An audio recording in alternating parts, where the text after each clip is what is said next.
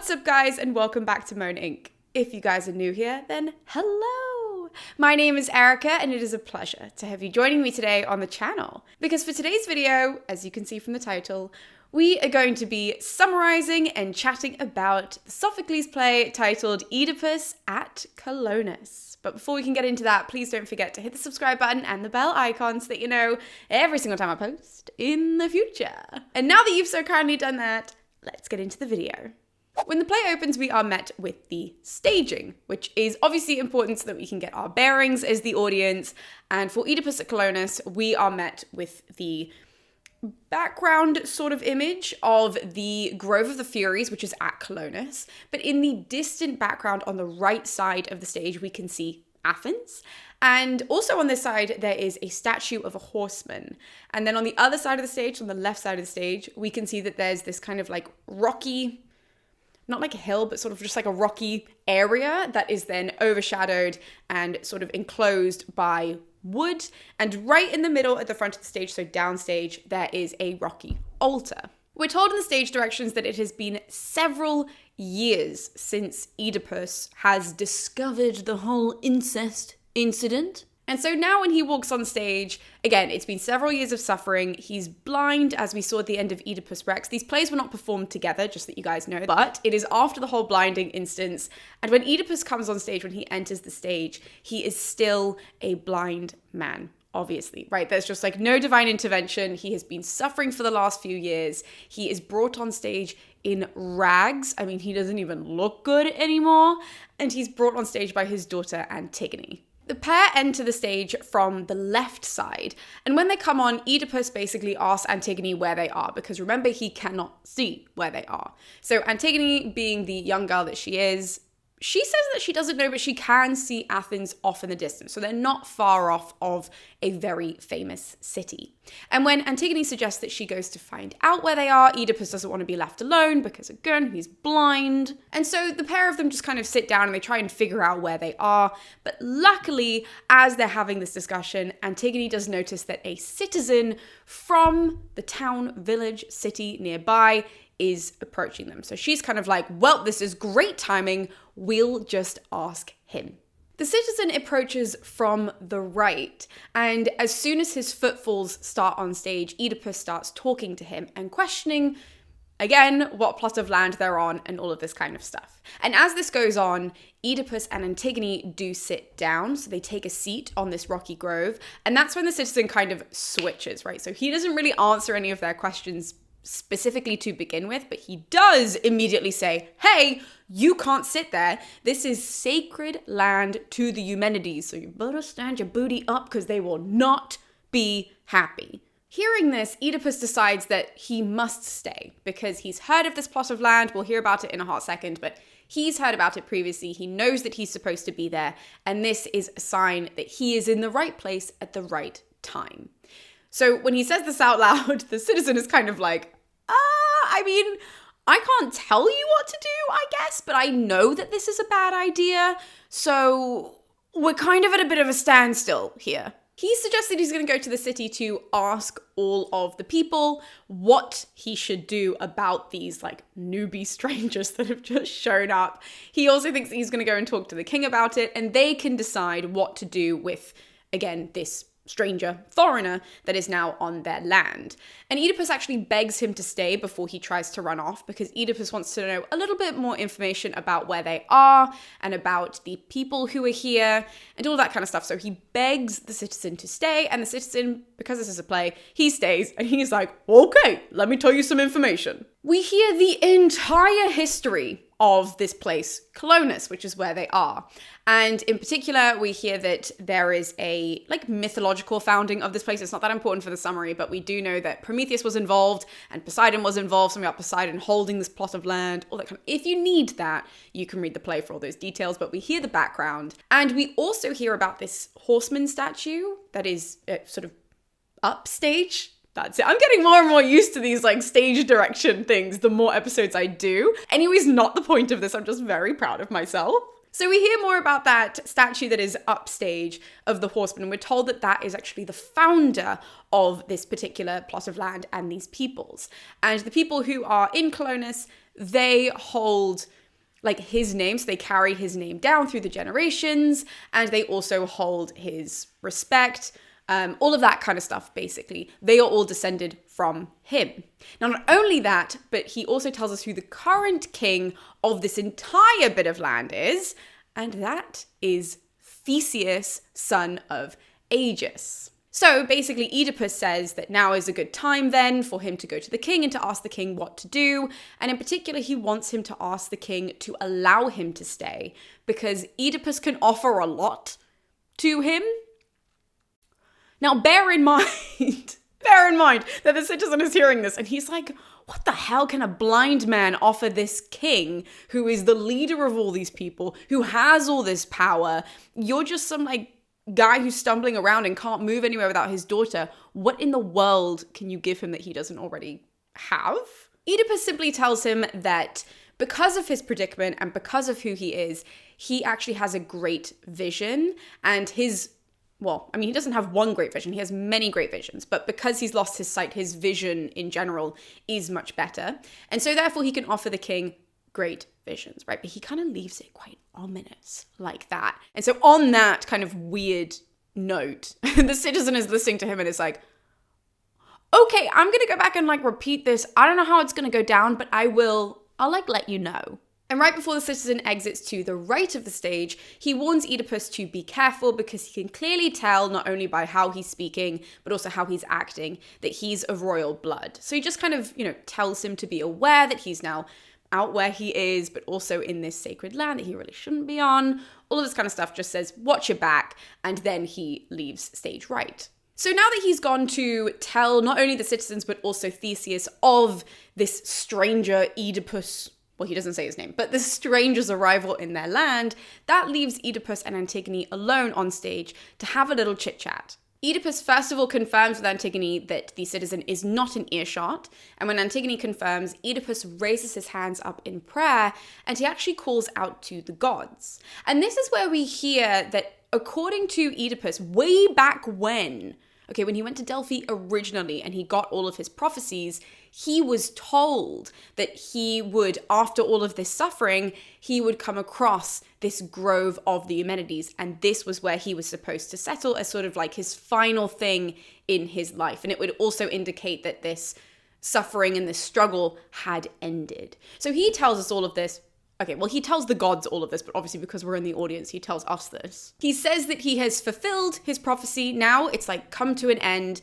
And so in this prayer, he begs the goddesses not only for forgiveness, but also for peace. But as he's doing this, Antigone cuts in and she's like, hey, old man, stop praying, stop yelling. Another old man is a-coming. Now, they don't know who this guy is, and so Antigone gets Oedipus up onto his feet and pulls him back so that they can kind of hide in this little, background woodsy area of the grove. So she kind of tugs her blind dad, backwards, and on stage run the chorus. Now, the chorus in this play are made up of the citizens of Colonus, so they are all of the elder men in particular of Colonus, which explains why Antigone saw one of them running towards the stage. And the chorus do their opening song where they just sing about who this guy is. They want to get a visual of him because remember, the original citizen that was on stage went to go and tell them so that they could all help decide what to do with him. So they want to know who he is, where he is, obviously, where he's hiding since the guy told them that he was on this plot of land kind of a thing. And as they're doing this, Antigone and Oedipus decide that they can emerge because they realize that these men are not threats. They just want to meet him. They want to have, kind of like a rundown, basically see his CV, see his resume, and decide what to do with him. So Antigone and Oedipus, they literally pop out from the bushes, but it doesn't say that in the stage direction. It's not like, and then they jumped up. But in my head, it's sort of like a, huzzah, I'm here. Naturally, as it's supposed to do, it catches the chorus's attention. It catches the citizens' attention. And when they turn around and lay their eyes on Oedipus, everybody is aware of who he is. So they just stare at him in complete horror. Now, not only that, but also remember this is sacred land, and much like the citizen, the original citizen, this group of citizens don't like that Oedipus is touching this land. And so actually their first thing after Oedipus like introduces himself and he says, I'm the man that you've been looking for, blah, blah. After all of that, the chorus then try to urge him off the land. And they basically say that because he's on forbidden land, because he's on sacred land, they can't speak freely to him. And they can only do it if he steps off this particular plot of vegetation. I've got to stop saying land because that's really repetitive. So like the shrubbery that he's in, they're like, can you come and stand over here? It would be easier for us to talk to you. And so Antigone, like the good daughter that she is, she's listening to them and she pulls Oedipus closer to the chorus so that they can have a more adult and open and honest conversation. So Antigone leads Oedipus to take a seat, and when he's taken a seat, that's when the chorus kind of say, okay, we have this inkling that we kind of know the situation, tell us everything. And Oedipus is like, okay, yes, I am Oedipus, but more particularly in this part as opposed to before. Before he was just kind of like, I'm the person that you've been looking for, da-da-da, that kind of a thing. Now he gets into the whole, I am the son of Laius moment. And the chorus are like, oh, you're that guy? Okay. So we know that news has traveled. Okay, it has been a few years, but we know that news from Thebes has traveled around and that everyone's heard the incest story. This is not news to the chorus. They are just shocked that he's in front of them now. In reaction to finding out Oedipus's true identity, the chorus is in so much horror that they don't actually want him anywhere near Colonus because they have decided that, well, not necessarily that they've decided, but like this is kind of what happens when you have like bad juju from the gods. Clearly, in the case of Oedipus, they believe that his presence will like curse the land that they're on. So therefore, they don't want him anywhere near it because they're not willing to take that risk. So they tell him to leave. And Antigone hearing this is like, okay, if you're not going to respect him because of all of the crap that he's been through, like I totally get it. Like it's a lot to handle. And if you want to kick him out, that's one thing, but can you please listen and respect me and hear my side of why we need to be here? And the chorus are like, no. They say that they massively pity the family, but ultimately they want absolutely nothing to do with this. And so again, they reiterate that Oedipus and Antigone should just leave. Oedipus kind of explains his life, but like not entirely. He explains it very simply, and he just says that everything that he did, he acted without full knowledge of his life, right? So really, he doesn't give us that much detail, but he does kind of tell us that it's not entirely in his wheelhouse of control, everything that happened. And so the chorus leader actually falls back a little bit. And he says that even though he's still uncomfortable with Oedipus and his bad juju showing up to where they live, what he does say is that because he kind of gets what Oedipus is getting at, they have decided that they should just go to the king of their lands and they should just talk to him and let him make the final decision. He does tell us that actually we won't have to wait long for the king, though, to show up, because the original citizen who was at the start of the play, who had to go find this citizen body of people, he had also gone to the king. And so therefore, the chorus leader is kind of like, we won't have to wait long because he should have already gotten there and they should be on their way, considering we've already made it to you and having this. So we will just hang tight for not that much longer and see what King Theseus wants to do. Completely off topic, Antigone interrupts the conversation and she goes, yeah, that's great.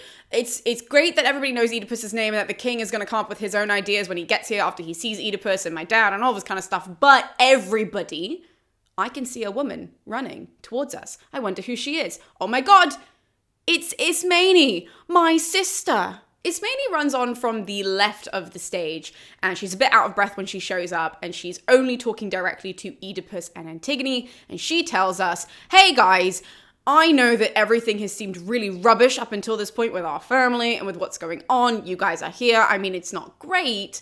However, there are still problems a-brewing in Thebes, and I gotta tell you about them immediately. She explains how right after Oedipus was exiled from Thebes, her two older brothers, so Oedipus's two sons, who we have heard about in previous plays that I've discussed on the channel. So in Oedipus the King, Oedipus Rex, we have mentioned the two sons. We didn't meet them, but we did mention them at the end of the play.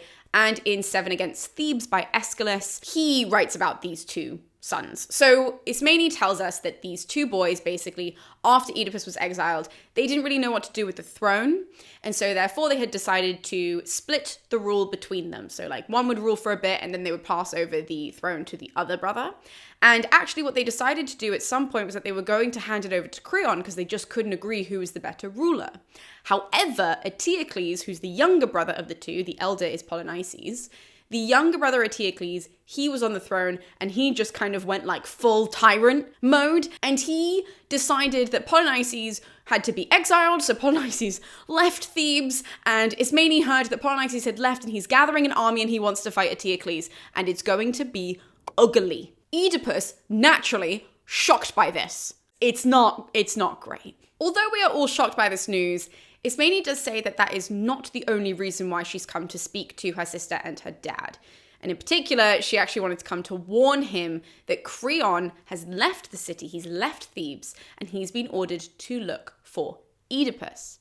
And the reason is because there are two issues with the fact that Oedipus has disappeared. Okay, so the first one is that the Thebans do not like the idea of Oedipus being his own master because of all of the crap that has happened with Oedipus making decisions for himself. They don't really like the idea that he's just kind of out there doing his own thing.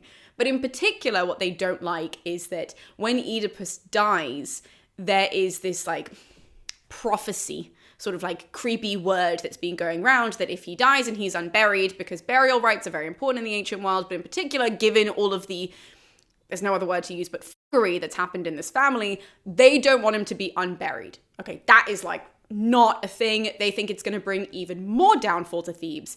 And so Creon wants to come and find Oedipus before he dies, so that way they can perform the correct burial rites and then leave him be. However, Ismene does tell us that they have zero plans to bury him in Thebes. They just want to bury him and they just want to give him these correct rites because he did still kill Laius, who was the king before him of Thebes. And therefore, they can't bury a traitor, even though he didn't know he was a traitor. But they can't bury a traitor within Thebes. So they won't do it with like Theban soil, but they'll do it close enough so that they're like, see, we did it. Look, we did these correct burial rites. Gods, please don't harm us any more than you already have, but not in Thebes. So there are lots of rules, essentially is what we hear.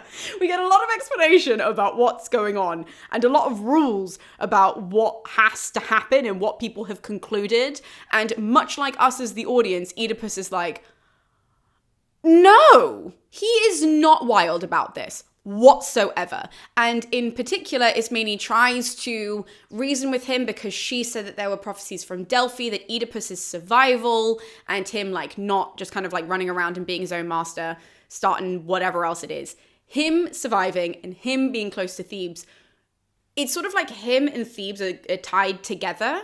Not necessarily the future of Thebes, but the survival of Thebes during this difficult time is tied to Oedipus.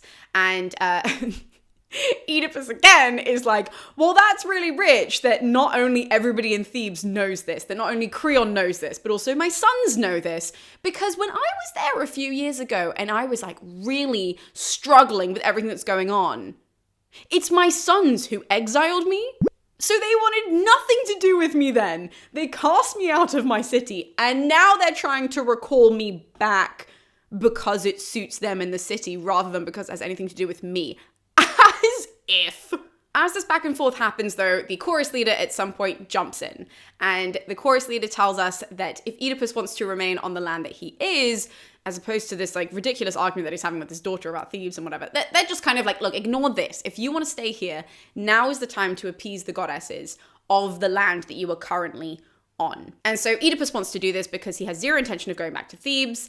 And so the chorus give him very specific instructions of how to appease the goddesses, which I would have never remembered had I not written them down on this teeny tiny sheet of paper. So let's go through the rules. In order to appease the gods, Oedipus must first go to a spring that supposedly, quote unquote, runs forever. And it's from this spring that he will gather holy water in order to perform libations with. Now, they do make a note that before he goes to the river, he's got to make sure that his hands are clean because otherwise it doesn't count and he can't have holy water. It will just be regular water. So Oedipus is like, cool, no problem.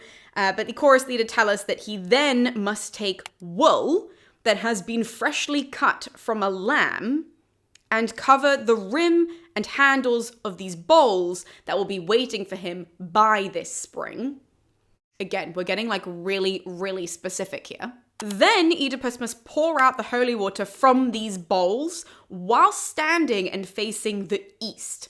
Now, there will be 3 bowls that are there. 2 of these bowls must be filled with the holy water, but the 3rd bowl just can't be filled with wine. So they do say that he could fill it with honey if he wants to, more water if he wants to. It just cannot be wine. We don't really get an explanation of why wine can't be used, but they make it very, very clear. And they also tell Oedipus that while he's performing all of these, he has to say a really specific prayer to the gods, which is detailed in the text, but it's not important for a summary. And as he performs this prayer and these rites in general, he must collect 3 times 9, so 27 olive branches in order to lay them out. And it does literally say 3 times 9. So in my opinion, that's a lot of specific branches the man has got to go find in order to perform this stuff for the Furies, for the Eumenides. Oedipus, in response to this,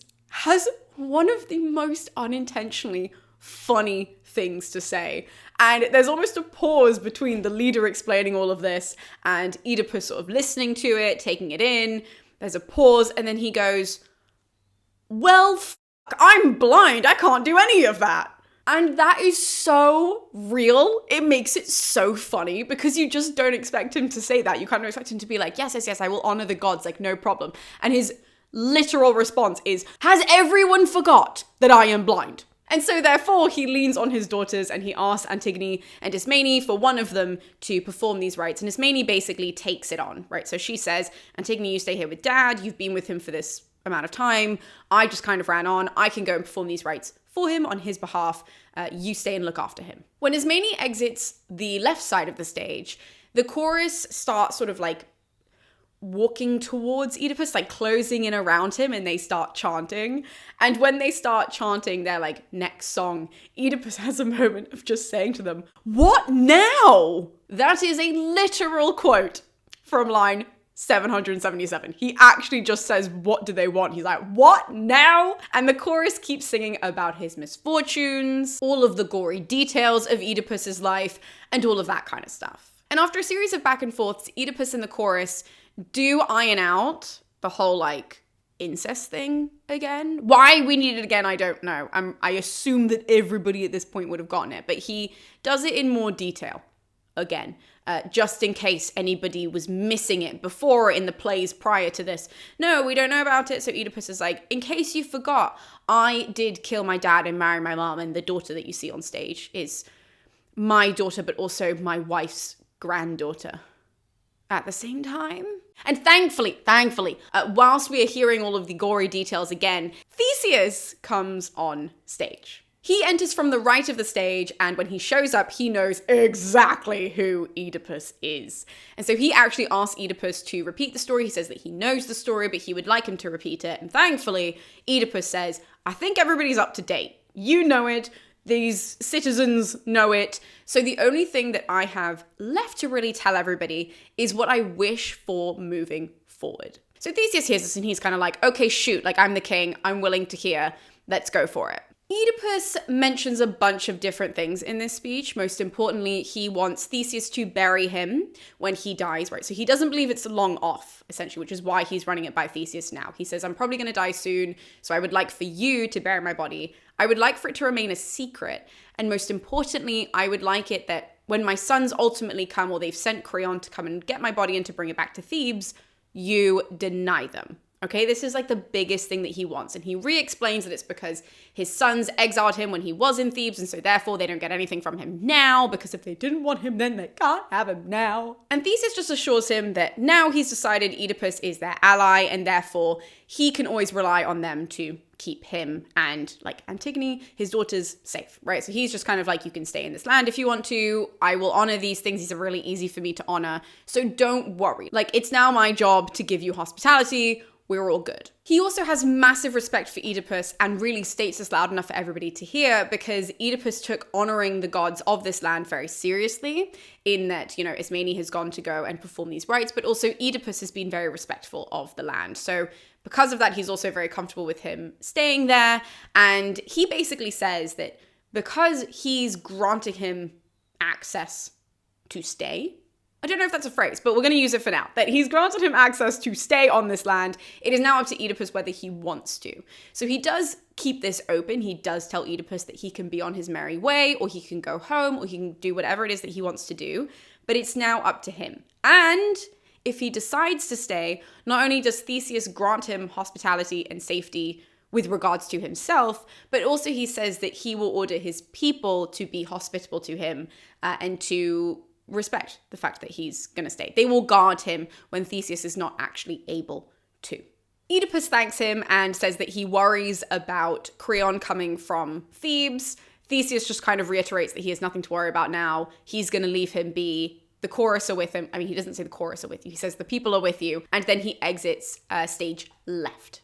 And then when he exits the stage, this leaves Oedipus and Antigone on stage with the chorus, who then again do this whole like moving in to sing their song in very close quarters around Oedipus. Very long story short, the chorus sing about how great Colonus is and about how lucky Oedipus is to be there. That's literally it. But again, to interrupt a chorus's song, Antigone jumps up in the middle of this and she goes, "Oh my God, I can see Creon coming now."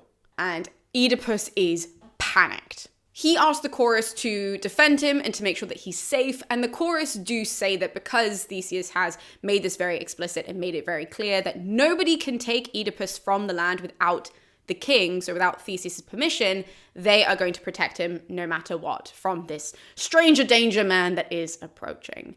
And when Creon does enter from stage left, from stage left, he comes on with a bodyguard. And Creon explains right up off the bat exactly what he's doing here and why he's been sent. Obviously makes it clear that he's come for Oedipus and is there to bring him back to Thebes. Oedipus, in response to this, says no, just in a very long-winded way. Like, this conversation is very wordy, but essentially it's just Creon saying, "Hey, I'm here to do a job," and Oedipus saying, "But I don't respect your job, so no." And through this back and forth, Creon starts threatening Oedipus, right? So when Oedipus is making it very clear he's not going to go with him, he starts saying like, "Well, if you won't come with me, then I'll do this, then I'll do this."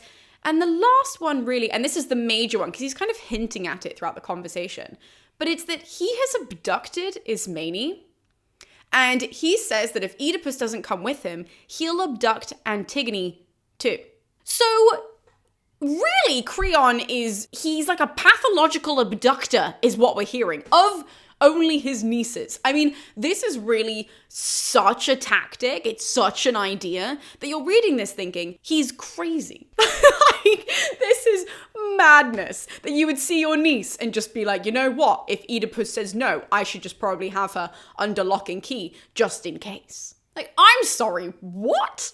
Everyone on stage agrees with us. They all think that this is wacky. And so the leader actually steps in and he tells Creon to leave and to stop, I mean, not only saying this crazy stuff, but also to stop, like, abducting people, right? Like, that's, like, not cool. And Creon, in response, just ignores him and orders one of his guards to abduct Antigone, to, like, seize her on the spot. And Antigone's like, "Oh, absolutely not." The leader is like, "Creon, what are you even doing?" And Creon responds, "I'm just taking what's mine." To which the leader, because he's the only rational character on stage at the moment, is like, "But this is criminal." Which I am so glad that someone said it, because the whole time that you read or that you watch this play, not that many people put on Oedipus At Colonus because it's a weird play, but still, the entire time you're like, is no one going to mention that this is just flat out illegal? Like, this is just, even in ancient times, this is illegal. And so thankfully, the chorus leader is the only one that's like, we definitely have a law against this. Like,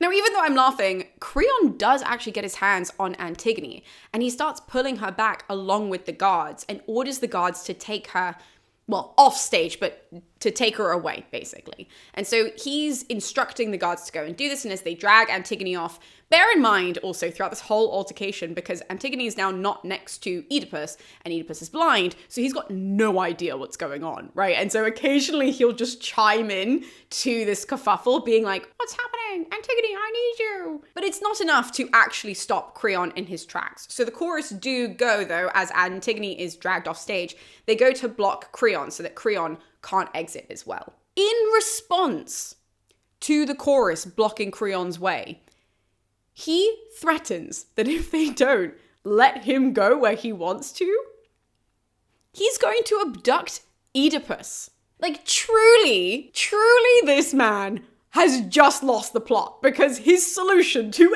everything for some ungodly reason is abduction. That'll solve it. Like, why? Oedipus, hearing this, does not handle it well, and so he kind of lets out this curse where he says that he hopes that Creon and his people suffer just like he is, so he hopes that they suffer blind, in pain, all of the kind of that Oedipus has been dealing with. He basically hopes that all of Creon's people deal with that as well. And Creon takes a little bit of a pause, and then he looks around at everyone and he goes, we all heard him say that, right? Like, we all heard him curse me. And that, for some reason, gives him like enough of a reason to go and try and abduct Oedipus. It's honestly weird. It's just a very strange scene. So he then lunges around the chorus to go and try and grab a blind Oedipus. But luckily, huzzah! As this is happening, Theseus returns on stage. When Theseus comes on from the left of the stage, he approaches with not only himself, but also his like royal guard, right? So everybody comes on stage. And Oedipus takes this time to inform Theseus about everything that he's missed when he's been off stage. So he kind of updates Theseus on everything, and the first thing that Theseus says is that he sends some of his guards to go and get Antigone and Ismene, because remember, they are now abducted in God knows where. So that is problem number one to solve, naturally. He then turns his attention to Creon, and he not only says that Creon is kind of crazy, right? He doesn't, that's like not explicit in the ancient Greek, but the sentiment is very much there, where he just says that he's completely lost the plot and therefore he should leave the land, like he's not welcome in Theseus's kingdom, so therefore he should leave. He also says that Creon's behavior is embarrassing because it indicates that Creon assumes that like Athens and Colonus don't have any men to like defend the kingdom, which he's like, that's just objectively dumb. Like, why would you show up as the man that you are? Like, I'm going to do, like, it just doesn't make any sense. And so Theseus calls him embarrassing, and then he says that he should leave before things get too out of hand, and most importantly, that because his men have gone off to go and get the girls, that Creon should just give them back, right? Cut the shit, give the girls back, exit the land, and we'll just forget that this ever happened. Creon, though, plays dumb. He tells Theseus that it's not that he assumed that Athens, Colonus, the surrounding land didn't have any men, he just assumed that none of them would care about Oedipus, and so he's not trying to like offend anybody. Basically, he was like happy to fight Oedipus. Theseus, though, a little bit too young for him, a little bit too powerful for him, not really comfortable with this. Now, Oedipus has a really interesting monologue here, in my opinion. I think this is one of the most interesting parts of the entire play, because the entire play is pretty wacky, as you guys will see. It ends at a really weird point, not the point, we'll get to that. But this speech is really interesting because Oedipus just kind of poses that nothing that happened to him was his fault. And so therefore all the punishments that he has been given by the gods, but also by people judging him, aren't really fair. Like, he mentions how he was given, well, it wasn't that even he was given this prophecy. It was that Laius was given this prophecy before Oedipus was even born. So he was like, how has this managed to come down and be my fault when I wasn't even born at the time that the gods bestowed this life on me? And not only that, but he also poses to everybody really on stage, and I guess kind of by doing that, he's also posing it to the audience by saying every way that he had reacted or acted throughout his life wasn't wrong. Like, it wasn't with the knowledge that it was going to end at this point. It was just done based on what seems like the best decision at the time. And he challenges everybody to say, if you were put in the exact same scenario as me, with the exact same predicaments, wouldn't you act the same way? Not only what all of us would do, but also what would Creon do specifically if he had been faced with the exact same scenario. Before Creon can actually reply to this, or before he even thinks about it, this is when Theseus cuts back in and he again reminds us that he really just wants the girls to be brought back to Oedipus. He doesn't like the girls have been abducted. So he again tells Creon to lead them to the girls, kind of threatens him. Creon threatens him back and Oedipus chimes in and he says, "Thanks for your help, Theseus. I really like your fighting spirit." Now that's not an exact quote, obviously, but he does kind of like chime in his praise for Theseus during this whole conversation. And this prompts Theseus, Creon, and the guards to leave via stage left. The chorus then sing yet another ode, except this time they are really calling up to the gods to help guide them through this time. It's more so not telling us any part of the story, but it's calling up to the gods to call them down to the story, to be like, help us, guide us through this next part. This is very difficult. Where do we go? What do we do? That kind of a thing.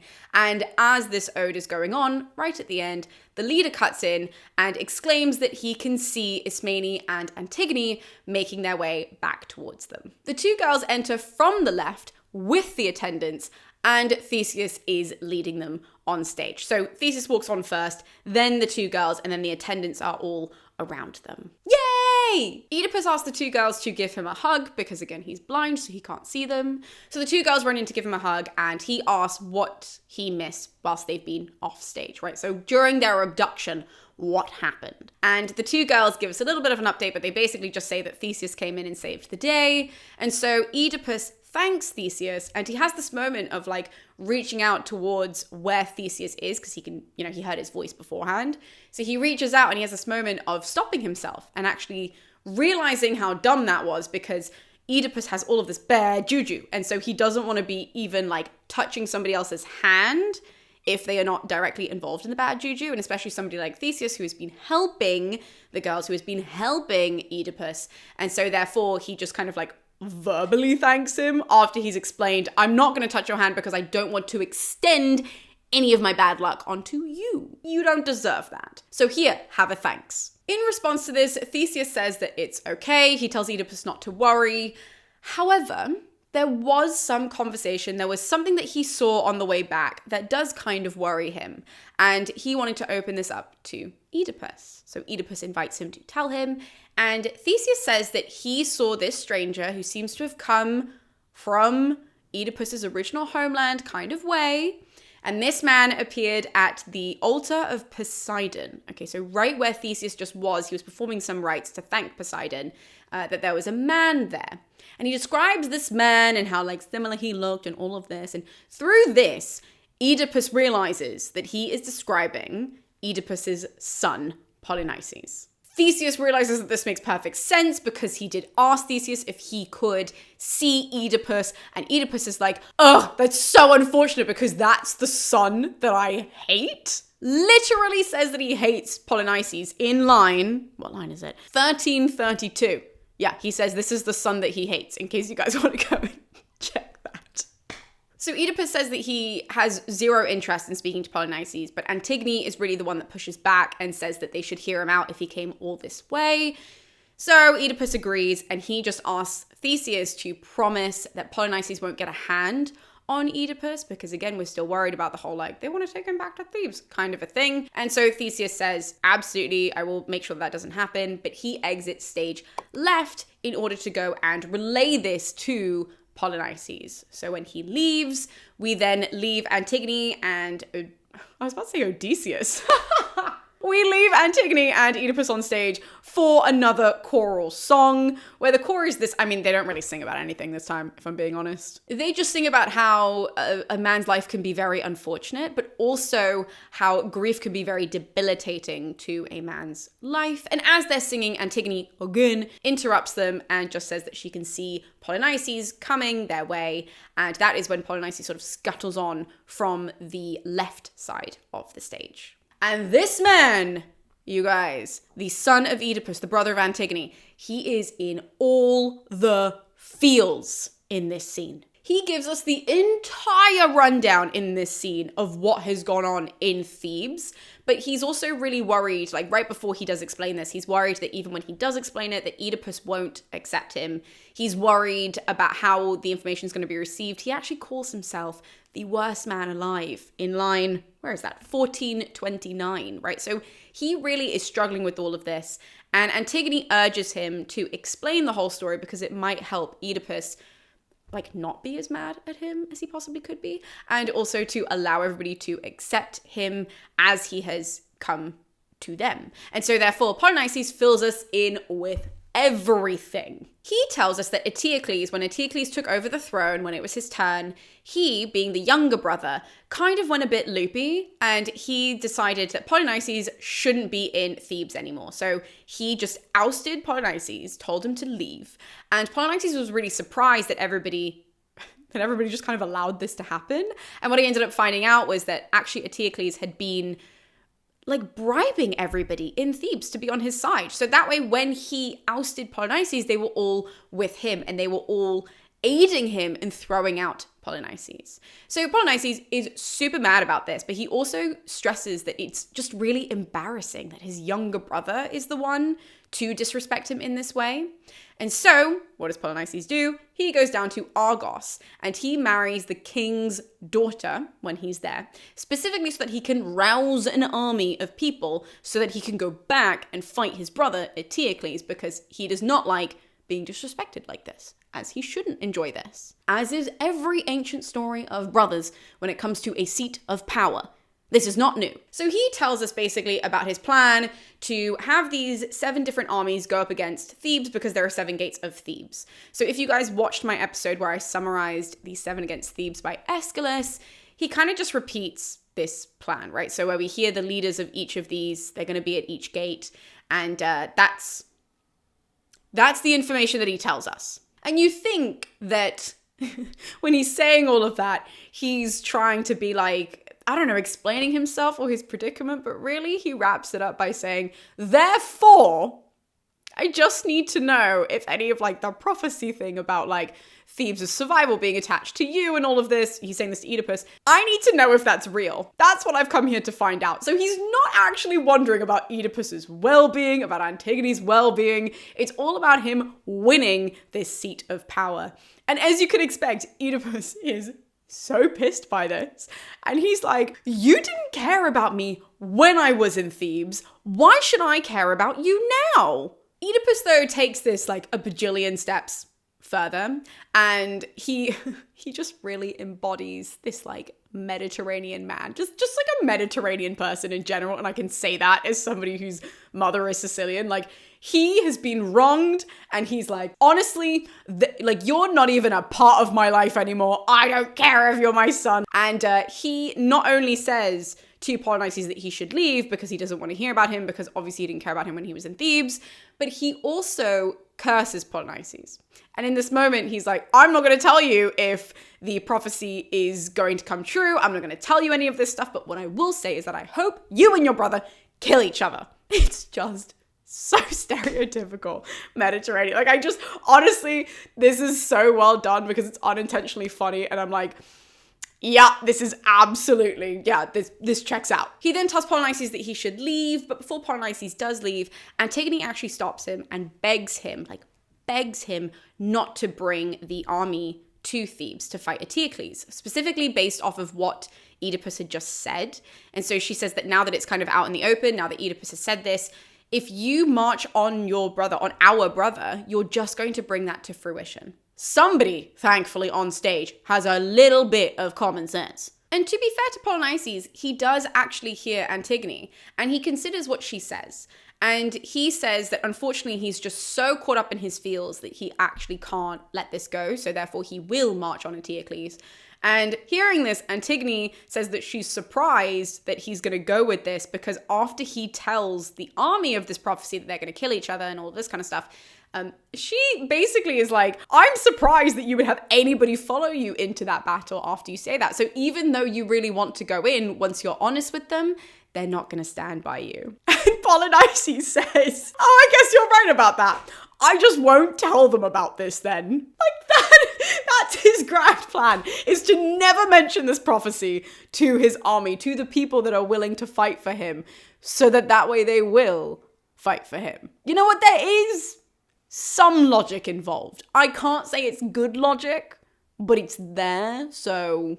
Polynices wraps this up by just essentially saying that he acknowledges his fate is to die, regardless at what hands, and so therefore he leaves us with that like lovely uplifting note, right? He says that to his younger sister, is like sayonara, and then he exits stage left. And on this very dark note, we then have the chorus step in to sing about a heavy doom that is settling over the land.